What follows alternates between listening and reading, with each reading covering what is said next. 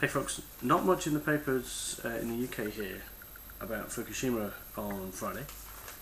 There's a reference in both of them, both the Times and the Metro, that the radioactive iodine 131, 4,385 times the maximum level permitted by Japanese law. It says that Greenpeace had gone and checked the radiation levels at Iitate, which could be within an extended evacuation zone, which 18.6 mile zone, stay indoors, it says. So 18.6 miles from the reactor, they're telling people to stay indoors. Iitate is, doesn't say how far, Iitate is just outside that exclusion zone. And of course the US and others are calling for an exclusion zone of about 40 kilometres. We've got officials taking soil samples from Fukushima. Hopefully they're going to start measuring the radiation level correctly. Fukushima 50, no, they're going to die, it says here. Incredible. But I'm really surprised how little news there is on the BBC website about this. In other news, here in the UK we have a little inquiry going on. Nobody's on trial, that's what we've been told. Nobody's on trial. We're having a little inquiry about the fact that the G20 protests that happened in London in 2009, this is when the police just decided to go literally police state on everyone. They started doing a practice called kettling, which I think they've done in the US, where they'll block streets off and just put so many police that all the protesters are kind of funneled into a certain area, and they all get to stay there for 5, 6, 7, 8 hours until everyone just retires from fatigue or something, and they start letting people out slowly. So in 2009, got the G20 happening in London. There were protests there, and there's a guy called Paul Tomlinson.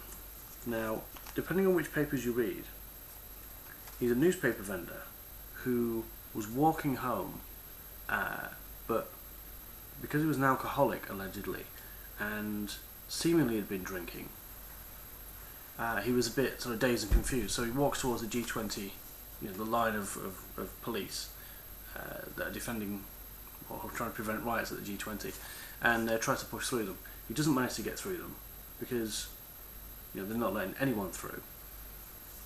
He sticks his hands in his pockets, goes to walk off, and then basically gets struck by a policeman. He falls to the ground. He can't get his hands out of his pockets because allegedly he's drunk. Smashes his face on the pavement, gets up, staggers around, goes 100 yards, has a heart attack and dies.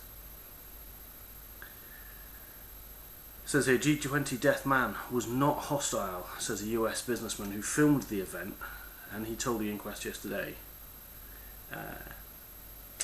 he wasn't hostile, allegedly.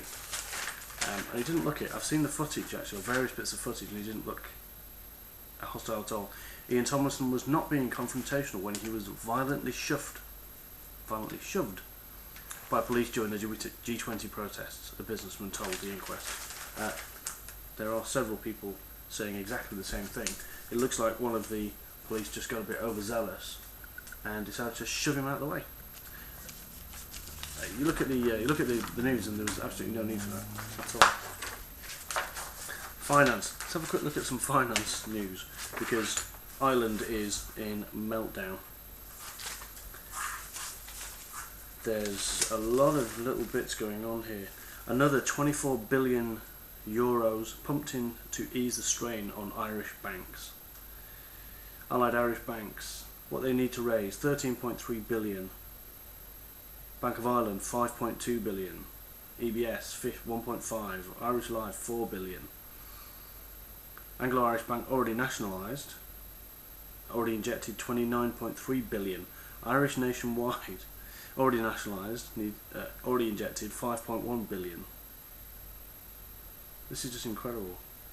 Total cost of Ireland's bank bailout since 2009, 70 billion. Amount banks must shrink by 2014, 72 billion. I mean, this is crazy. This is just absolutely incredible. It goes on, it goes on. Quantitative easing 3 being looked at in the US as well. Irish banks bailout to hit 61 billion. You know, where's all this money coming from? It's coming from my kids and your kids. It's just incredible. We're going to be, you know, in debt for the rest of our lives. So then we have this about house prices in the UK. House prices recover from the late dip, the late 2010 dip. They might well be recovering, but then apparently there's a shock rise in mortgage defaults in 2011. So what's happening here? What's happening? House prices are going up, but there's a shock rise in mortgage defaults. We said this was happening, didn't we? We knew this would happen. They start to paint a recovery. People start to forget very quickly that actually it's all still a mess because they don't watch, you know, YouTube programs like this or others like Alex Jones, for example. People don't seem to realise what's actually going on. So I guess, you know, have people started to spend more or what? Or what's happening here? But here we are. It's still in a mess. We've still got lots of default. It says Letwin reveals cabinet fears of economic crisis. Britain faced an immediate national crisis in the run-up to the budget, the recent budget. Things are still a complete mess. Anybody who thinks not is delusional. Quick one about G4S here. So G4S are, I think, what are they, the second biggest employer in the world or something? G4S have been given contracts to run prisons by the UK government. And this is kind of a new thing. There was G4S and Serco, you know, had a few prisons, but this is starting to really build up now. And they've been given, what's this? The management of the 3 prisons will save 260 million over the lifetime of the contracts. Doesn't say how long the contracts are for. That's interesting. G4S will manage the currently state-run Birmingham prison and the new Featherstone 2 prison under construction in Wolverhampton. Serco will continue running Doncaster in the northeast of England, where its management contract was due to expire.